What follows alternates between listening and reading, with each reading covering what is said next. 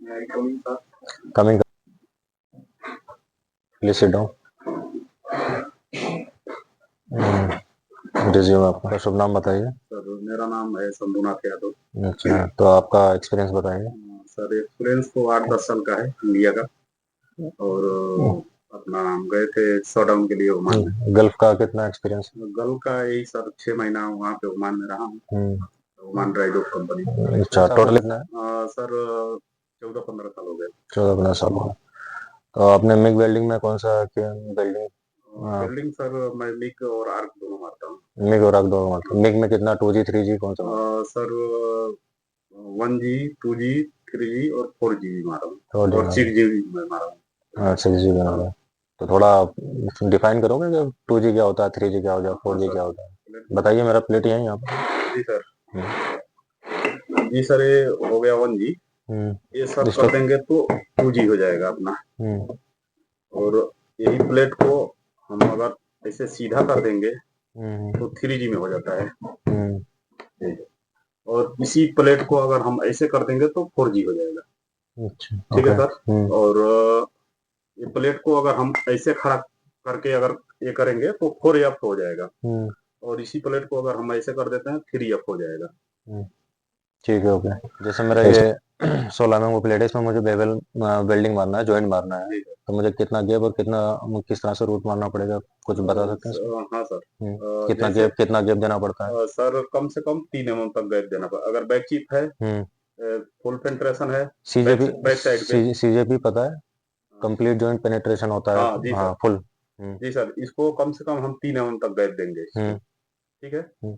उसके बाद इसको प्रॉपर बिल्डिंग करेंगे हम। अच्छा, तो रूट क्या होता है वैसे, अगर रूट मारेंगे? रूट अगर सर हम कर रहे हैं बिल्डिंग का, तो हम लोग रूट सर पहले पतला मारेंगे, क्योंकि फुल पेंट्रेशन होना चाहिए। ज्यादा इसको गर्थ पकड़ के हम बिल्डिंग करेंगे तो सर अपना रूट बराबर नहीं जाएगा। ठीक है। वैसे ये बताइए थोड़ा आप, जैसे हम 16 mm हो गया, 8 mm हो गया, 12 mm की प्लेट हो गया, तो वेल्डिंग कितना कितना रखते हैं हम? जैसे 8 mm पे कितना वेल्डिंग वोल्टेज रखते हैं, वो कुछ बताएंगे? जी सर। सर कम से कम हमको 27 से 28 वोल्टेज लेना पड़ेगा, अगर थिकनेस ज्यादा है तो 60 mm तक है तो। और उसके हिसाब से हमको करंट भी लेना पड़ेगा। अगर मेरा जैसे 6 mm से 12 mm तक कितना लेना पड़ेगा? 6 mm से 12 mm है तो 22 से 24 वोल्टेज लेना पड़ेगा। और 12 से 20 mm है तो? 12 से 20 mm है तो सर उसके लिए थोड़ा 2 पॉइंट और बढ़ा सकते हैं और वोल्टेज। 20 से अगर 60 mm तक? तो उसके लिए हमको 28 मैक्सिमम लेना पड़ेगा वोल्टेज। चलो, अच्छा ये बताइए, जैसे हम वेल्डिंग वेल्डिंग मार रहे हैं, हम वेल्डिंग यूज कर रहे हैं, अगर ओवरहेड वेल्डिंग मारते हैं तो वोल्टेज चेंज करना पड़ेगा, या वही हॉरिजॉन्टल पे जितना? नहीं सर, उसके लिए वोल्टेज हमको 18 तक वोल्टेज लेना पड़ेगा। और के हिसाब से वायर सब टोट फिक्स में कौन करना। कौन सा टूल्स लगता है? जी सर, उसमें लगता है गैस डिपोजर लगता है, टिप लगता है उसमें, और अपना नोजल लगता है उसका। अगर हम वेल्डिंग कर रहे हैं, प्रॉपर वेल्डिंग कर रहे हैं, तो हमें स्पाइडर से बचने के लिए हमें किन किन चीजों का ध्यान रखना चाहिए जी सर, कि उसके लिए स्पाइडर ना आए? जी सर, उसके लिए आता है एक सर एंटी स्प्रे। उसको हम अगर जॉब पे पहले मार देंगे तो सर हमको ज्यादा मतलब स्पाइडर का मतलब उसके ऊपर नहीं आएगा। ठीक है। वोल्टेज लेना पड़ेगा, तो उसके हिसाब से वायर फिक्स करना पड़ता है।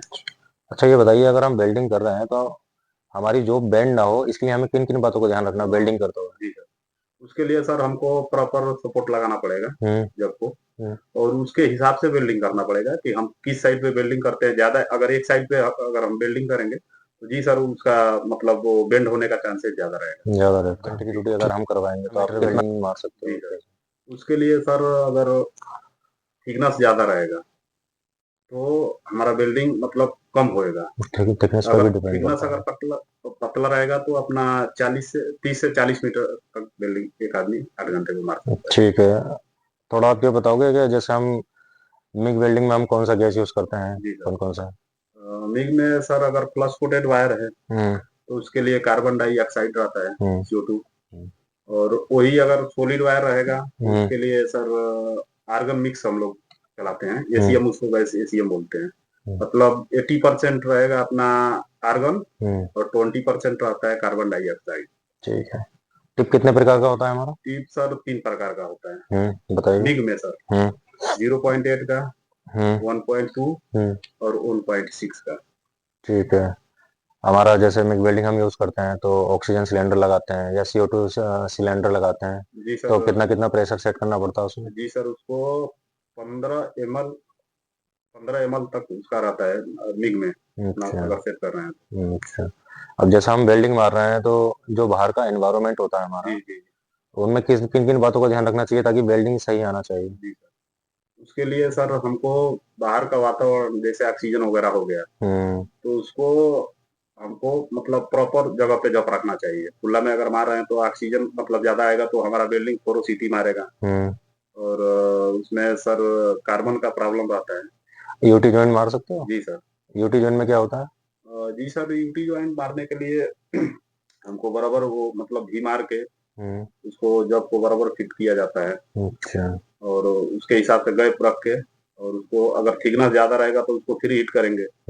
अगर 12 या 14 mm रहेगा तो सर उसको नहीं भी गर्म करेंगे तो भी हो जाएगा। मतलब 16 mm से ऊपर रहेगा तो सर उसको फिर हीट करके ही मारना चाहिए। एसी और डीसी क्या होता है इसमें वेल्डिंग?